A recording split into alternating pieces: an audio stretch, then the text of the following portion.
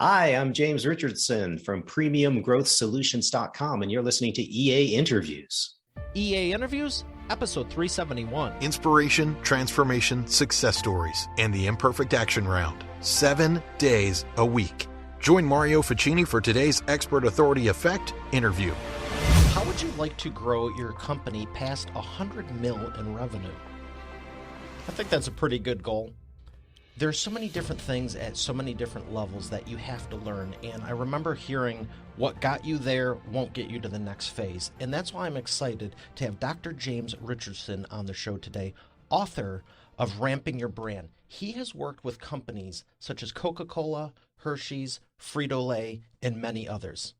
We're going to bring them up right after we thank the sponsor. Every business needs a book, including yours.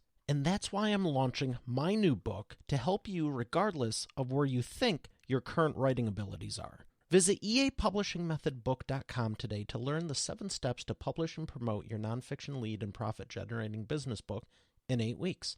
Once again, that's eapublishingmethodbook.com. Here he is, ladies and gentlemen, Dr. James Richardson. James, how are you feeling today? I'm good, Mario. I'm good. I'm glad to hear that. So, with all the different growth strategies out there, online, offline, what has been your biggest takeaway working with such large companies over the years? I'm not sure if I mentioned Frito-Lay early on, but Hershey's, Coca-Cola, all these. What are the similarities you see, and what's been your biggest takeaway from working with them? Well, I think the big public firms have struggled, honestly, for a lot of growth in the last 10 to 15 years. And so what they've been doing is they've been buying fast-growing companies. Okay. And that's my client base today, are the fast-growing emerging food and beverage brands that the big companies are using. They're actually buying their growth, essentially, through M&A and keeping the rest of the business stable. It's been very tough for them to generate a lot of growth organically, even with Why do you think that is? Well, I mean, how many Ritz crackers are you going to eat? I mean, the reality is with some of the iconic brands, advertising works really well to remind people to go have this thing they've always loved since they're 7 years old, but it doesn't actually persuade anybody to have it more. So if you're running a public company, you need your stock price. Well, you need your EPS to be growing. You need your earnings per share. So one way you do that is bring a fast-growing, profitable company into the building. Could you give us some examples? I for anyone listening that doesn't know, I'd like you to share. I saw some of them, but the companies you're referring to, like Dr. Squatch, for example, I saw that on the list. How are the companies leveraging this? Because I think this is vital for any business, because there's people who go, I'm going to do this big ad campaign, I'm going to do this, I'm going to do social media. But at the same token, I know other companies who just acquire other companies. Yeah. Why do you think this is such an effective strategy? Well, the guys who grow through acquisition are finance driven. And if you look at the big food and beverage companies, if you really work inside them like I have, they're driven by financial alchemy more than anything else. And that's just a different thing. And it works. It can work. You have to have massive amounts of capital to get the debt to do that. But if you're talking about Dr. Squatch, so an emerging brand that explodes on the internet through essentially their own 3-minute sizzle reel, their 3-minute backstory, that is the use of storytelling to get people to reframe what was a commodity, bar soap. It retails about 50 cents a bar at your supermarket in little packs of 6. And they're selling them for $6.99 on the internet. It's kind of reminding me of what Starbucks did with coffee years ago. Oh, yeah, no, it's actually it's an even crazier premium. And they did it by finding an audience that was underserved, and that's men in the shower. It reminded me of also the Old Spice guy driving around on the horse. Yeah. When he was switching all the screens and everything, he's like, "Do you do this? Do you do this?" Like, I mean, it was very entertaining and everything. Neither of them persuaded me to go, wow, I Right. got to start using that. But at the same time, I was like, this is probably some of the best marketing and just knowing who you're speaking to, knowing your audience that I've seen in a while. Yeah, and it was part advertising guess based on some consumer research that the company had, but it also was just very passionately executed. I mean, the challenge with advertising as a growth medium in today's marketplace is that the stuff that works generally works for established brands. And most of the folks like that I work with, they generally don't have a cash efficient way to do it for themselves at the scale necessary to create a big business. Dr. Squatch Soap was leveraging the power of online viral social media sharing, and you're literally milliseconds away from buying it right on your phone. So online advertising, the DTC sales, is a flywheel that if you have the right creative and a good offering, that can create these kinds of growth companies. But it's actually pretty rare because the creative is pretty rare. I mean, I don't see a lot of really compelling, interesting, entertaining stuff. So, But there is that possibility. And while I yeah, do want to say, yes, it is rare and the likelihood could be slim, depending on how good you are, this, that, the other thing, the reality is they're basically doing what everyone else is doing and said, let's do all this online or at least have some part of an online strategy, because I don't know any business nowadays that's not doing something online. How good they're doing it's another question, but everyone has access to the internet. We discussed that a little before the show, upload speeds. yes. So I think Dr. Squatch has done.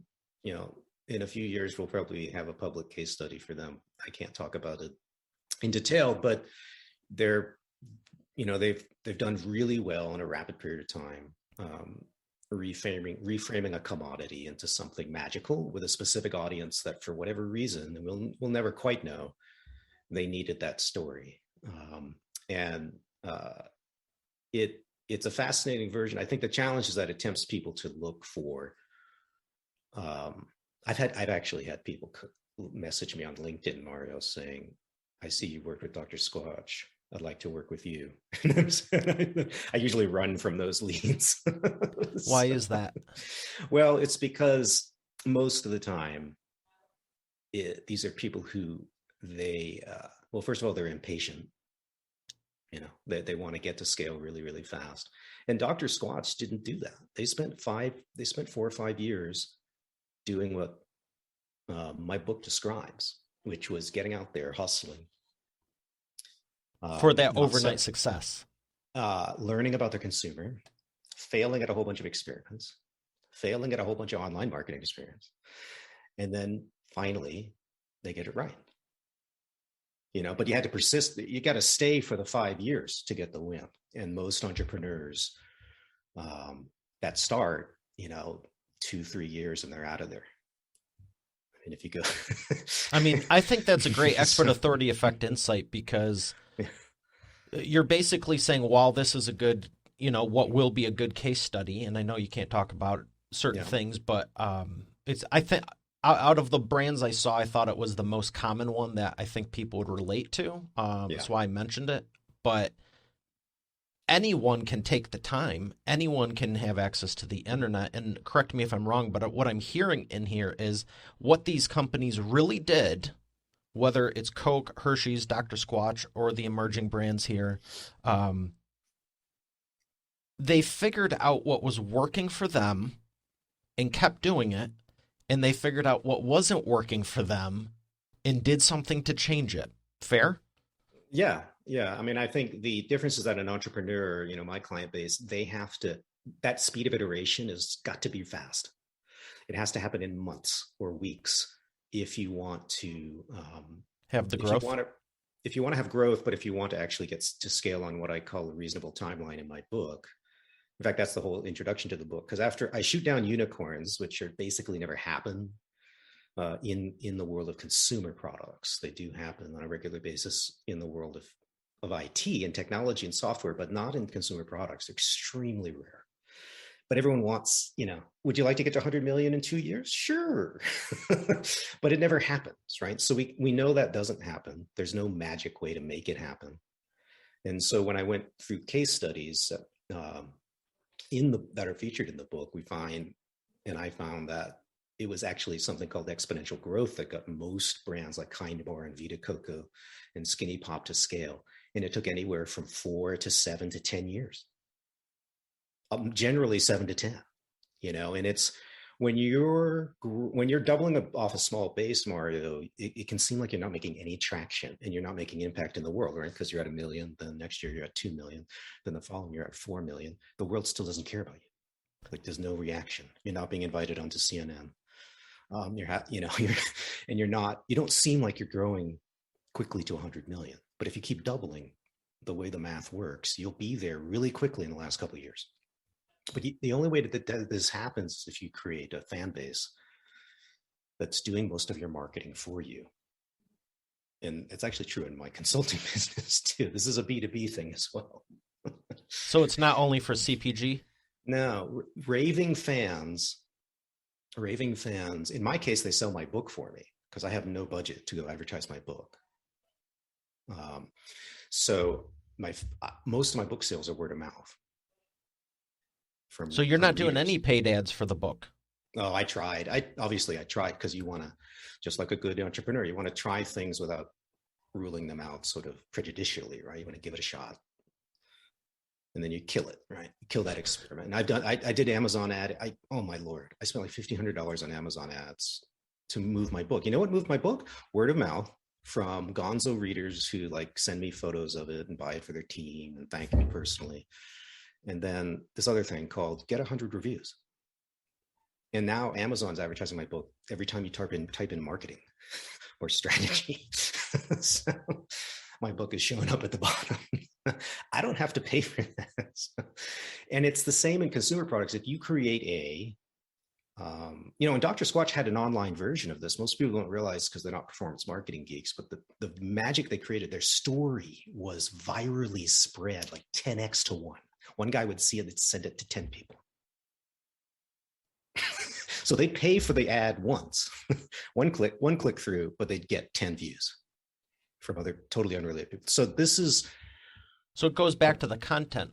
When we're helping entrepreneurs publish their business books, I tell them the same thing because there's people who take this approach of, I want the best looking cover in the world, and they'll invest a lot on the cover and they go on the content, or they go awesome on the content and they go on the cover. And it's like, you need it all to go through, because if no one picks it up, they're not going to see, like I've used it for years, the steak example. Like you can have the best steak in the world, but if no one's knocking on your door to get it, and then once they're in the restaurant choosing it on the menu, because it's not like you have one item. Do you want steak and water or steak and a drink? You know what I mean? It's like you have to choose every step of the way. You need to be selling it and getting people involved. Yeah, so I totally agree. I think my strategy for my cover, Mario, was I told my book designer I want the biggest font you can fit on the page because I need a 65-year-old person who's not got the glasses on right to be able to read it on their screen. That's exactly right. On their mobile phone. Same thing with podcast artwork. Yeah, exactly. Podcast artwork, books on Amazon. I mean, you have to remember people are looking on a phone. Even I have one of the best phones on the market, and it's still the cover's only that big on it. Yeah. So I totally agree. I mean, the thing that I would tell listeners who are writing a book for their businesses, while we're on that topic, is do your research on your audience. Even if you've been in business for several years or a long time, that may be actually quicker for you to do because you got all these clients you can call up. In my case, I just did really cheap work. I just basically did highly discounted work to get a whole bunch of people under my belt and learn about what was the angle. Because I was sitting on data science that my former company allowed me to sort of take with me to help launch my business. But I didn't know how to write it. I didn't know how to take it, package it up, and with the right tone and the right emotional energy that even a good business book has. And what I found is that I also needed to pick a tone that was authentic, that it sort of represented what it would like to be, what it'd be like to work with me. Now that that may it sound easy for most people, but I have Asperger's, so like I have very strange interactions when you're with me for more than 20 minutes. So You figured it out though. I'm super honest and I'm brutally direct, and 20 minutes of that anybody can handle. but 8 hours of it in a session. So I don't know. So there's a lot of consultants out there who mix a bit of BS and back rubbing in, because they figure they'll get better word of mouth if they're not too honest. And I just can't sleep at night. You don't have time for that. Well, I don't, but my brain won't let me. Like if I try to lie, it'll just come out anyway. So I warn folks that, this is going to be very, very honest. I'm going to tell you every wart that I see, and I'll tell you which ones that you should prioritize removing and the ones you can leave, because I'm a growth optimizer. That's what I do. And that requires a fanatical attention to detail in the business. I have it. And I have to train my clients often to develop that as well. Even people who have a lot of experience can lose touch with the details, which is why some of them, like, my friend John Fork at Once Upon a Farm likes to bring people like me in because he's been in the business for 20 years. So he's not like a noob, but he knows that you get too close. You get too close. You're listening to your team all the time on Zoom. You need that third party perspective to come in. And I think he likes me because I don't BS anybody. So I'm just gonna, even if he doesn't agree. When I've helped companies with their marketing and they hire me for consulting in that department, it's always interesting because it's like you can come in and do and say whatever you want. One, you have the authority and the positioning, like they're not going to question you. And two, you're not worried about losing your job the next day if you say something to the wrong person. So it's like, I'm not.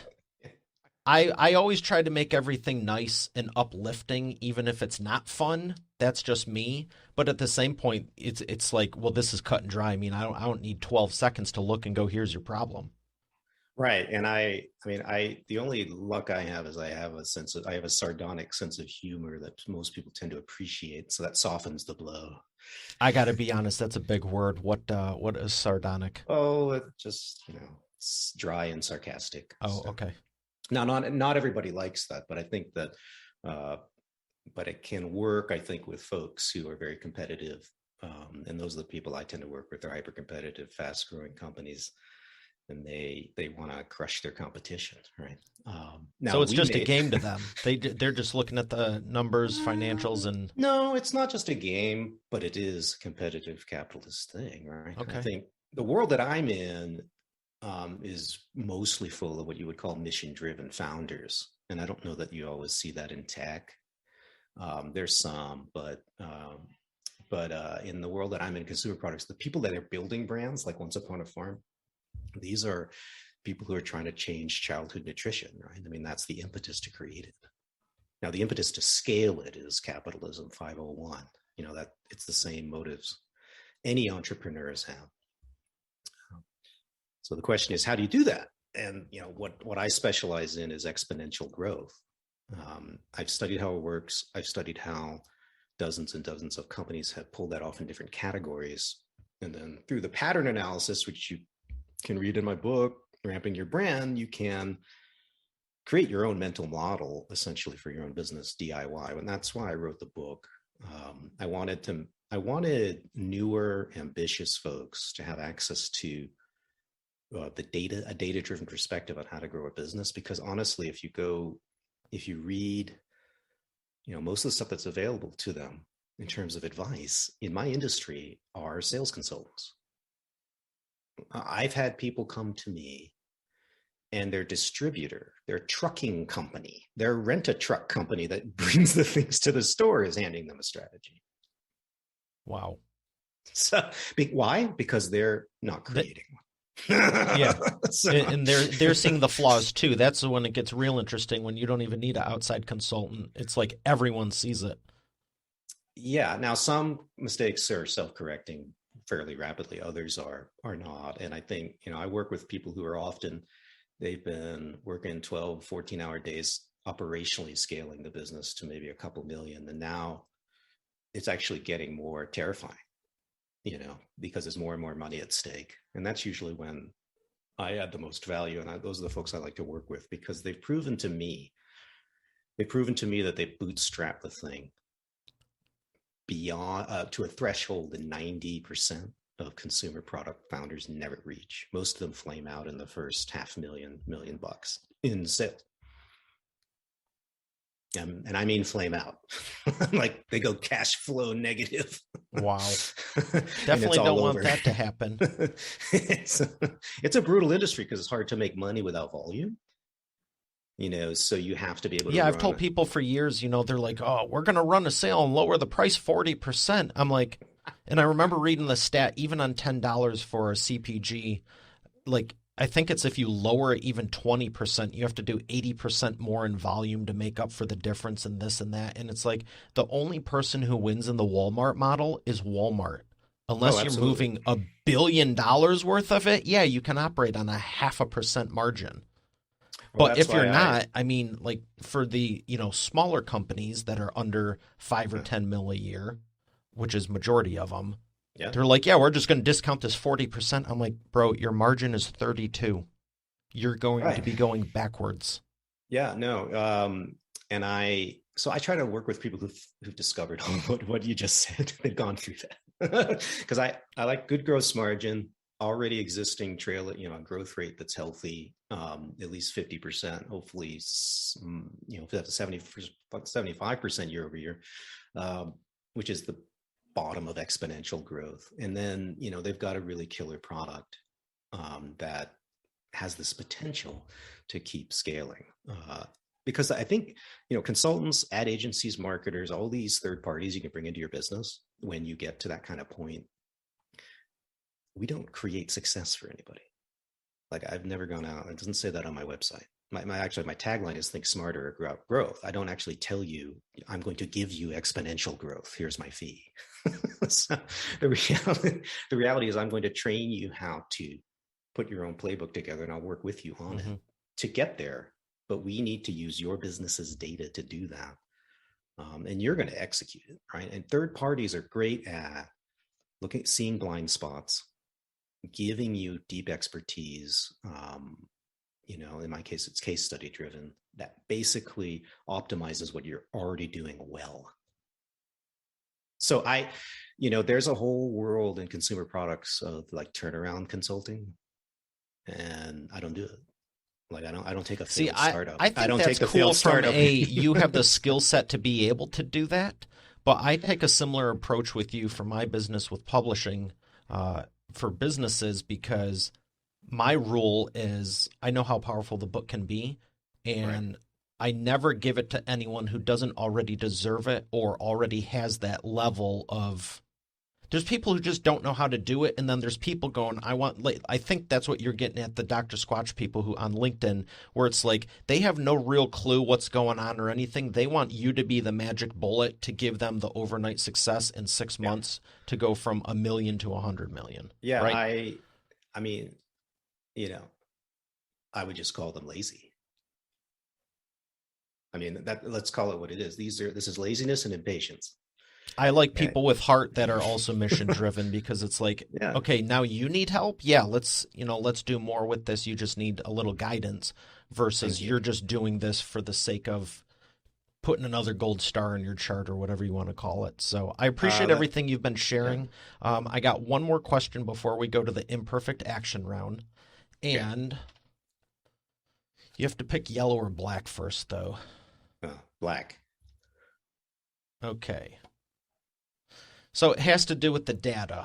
I'm going to sneak one more in for anyone listening. If someone, you've given such great info, but what about the person?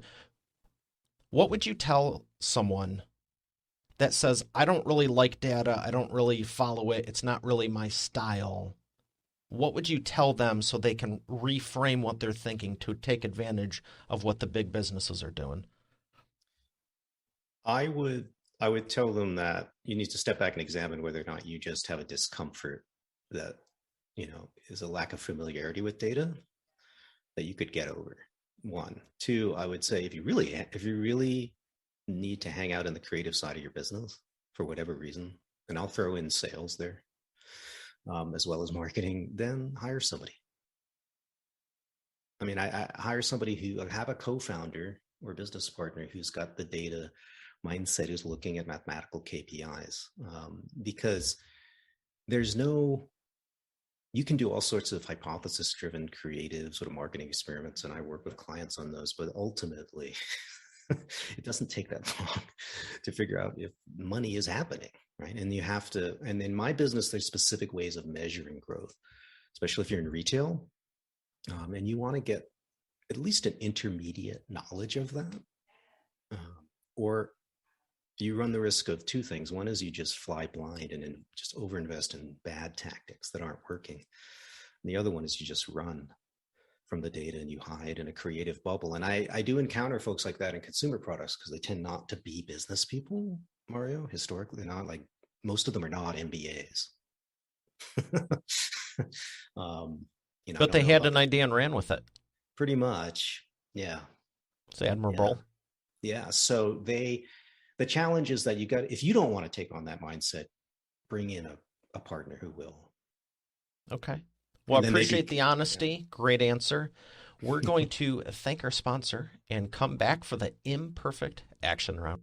You've heard me say every business needs a book, including yours, and it's true. And that's why I'm launching my new book at eapublishingmethodbook.com, so you can learn the 7 steps to publish and promote your nonfiction lead and profit-generating business book in 8 weeks. But you know what?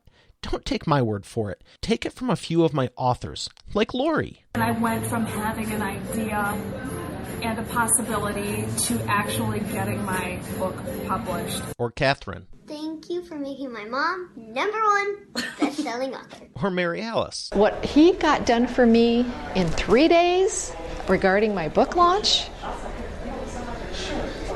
unmanageable. John Cody. I've worked with Mario over the phone and online, and he's been very helpful in getting me where I needed to go with promoting my books. Rocio. There's no way in the world I would have been able to do this with somebody else. I've attempted it in the past. It didn't serve me. As a matter of fact, I ended up more frustrated than anything. So this has been a very seamless process. Adele. If you're looking for an amazing business coach, I highly recommend Mario Ficini. Or Bill Benner. I can't make a higher recommendation than to work with Mario Ficini. He has been great for me, and right now I won't work with anybody else except for Mario. Hey, their words, not mine. Visit eapublishingmethodbook.com to get your copy, and I look forward to hearing your transformation as our next video success story. Once again, that's eapublishingmethodbook.com. And we are back with the imperfect action round. James, are you ready to take imperfect action? Why not? All right, I got 3 questions for you, rapid fire answers, 60 seconds or less. The first one is, what is the fastest path to the cash? The fastest path is to optimize your offering for what I call heavy repeat consumers. They're more likely to talk about you, and they're extremely profitable, and you don't need many. I like that. Great answer. Number 2, what is the biggest problem you see your prospects making and the fastest way for them to fix it? I think they're trying to chase scale in the business, usually to solve a financial problem, before they've really hung out with their fans to optimize their offering. And everybody keeps seeing, a brand that scales in 3 or 4 years and think that that's likely, and it's not. Most people actually have to learn about their product from consumers, and then everything sort of lines up. Very good. Number 3, what is the best way to maximize customer lifetime value? You need to build in a process every year or so, studying your fans and looking at those repeat customers, the people who are talking you up, and study what I call the outcomes that they're purchasing from you, because people don't buy products and services, they buy outcomes. Ooh, that's good. And I'm not the only one to talk about that, but it's really important that we keep pounding on that, because if you're buying outcomes, then here's what happens is as you scale, the outcomes that are driving the business actually may shift. Okay. So in the beginning, you might have triathlete geeks buying your nutrition bar for super geeky reasons. But if you want to turn this thing into Kind Bar, it's going to have to change the frame, and it's going to have to speak to a different audience. They're probably looking for something else. And the data is sitting there in your consumer base, but you got to ask. Okay. So. Great insight. I love helping people publish their books, and because I know what it will do for others, businesses and companies and lives. What are some books that have helped you in business and life that you'd recommend to Expert Authority World?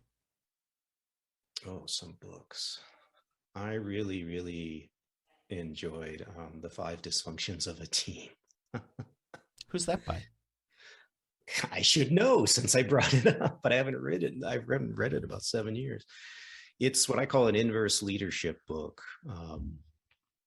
In other words, it's not a typical book you would get like from Simon Sinek, which is about leadership. This is about disaster. What it looks Interesting. like. No one has ever recommended that before. What it smells like. And of course, I'm a social scientist, so I'm a little, I don't know if you know much about us, but some of us are pretty cranky. And the crankiness is because we actually can see the positive and negative of social life in equal portion. And most people only see the positive. And then if they smell the negative, they just run from it. Well, but I'm staring at it the recommendation. Yeah. Well, I'll make sure that's on the show notes on eainterviews.com. But that's I've have not heard of that one. Thank you for that. Where would you like people to learn more? Well, there, I think listeners that are interested in what I'm talking about, I think would benefit from going to rampingyourbrand.com, my book website. I actually have a URL for listeners. It's rampingyourbrand.com/expert authority. And you can download a free chapter there. And I have a little book sale going on for you, for all of you. Oh, excellent. On Amazon. Well, thank you. Appreciate you making that available. No problem. Well, I haven't enjoyed this. It's been a pleasure. Thank you for your time. Thanks so much, Mario.